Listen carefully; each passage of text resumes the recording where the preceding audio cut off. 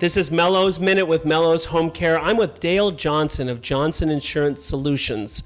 And we wanted to talk a little bit with Dale about how when people are struggling with a loved one in their home and trying to help them with assisted living or in-home care, that they need to look for, or they start to think about, solutions for themselves and their family and not to be a burden on their children.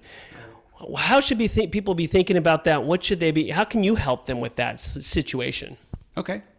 Yeah, usually most people are in denial about that this is ever going to happen to them. But when you see it happening to your own parents and you're working with them and spending a lot of time and money in getting them set up, you understand the importance of it. And so when people in their late 50s, early 60s, oftentimes it's an ideal time to look at how am I going to protect my children from an extra burden if and when this happens to me. And the odds are 70% of us are going to need assisted living at some time in our life. That's the stats. Wow, 70%. So all of us, 70% of the people are going to need some assisted living or in-home care? That's correct. That's correct. Like my own mother's now getting in-home care, it's costing like $240 a month. A day.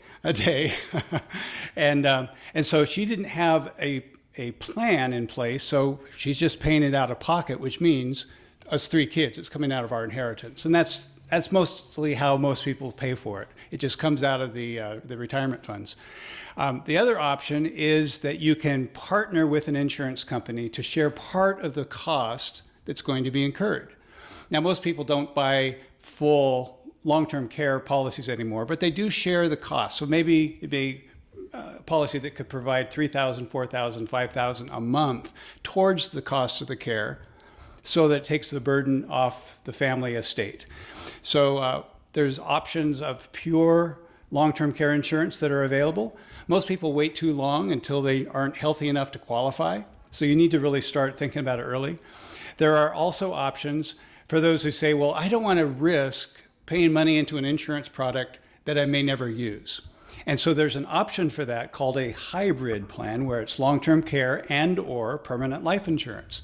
So if you end up not needing it, all the money that you put into it goes back to your children. Great solutions. A lot to think about there and pretty complex. We're really good. This is Johnson Insurance Solutions. Correct. Dale Johnson, which is a great resource to try to figure all that stuff out. So there's a lot of things to think about. Thanks a lot for coming in, Dale. You're welcome.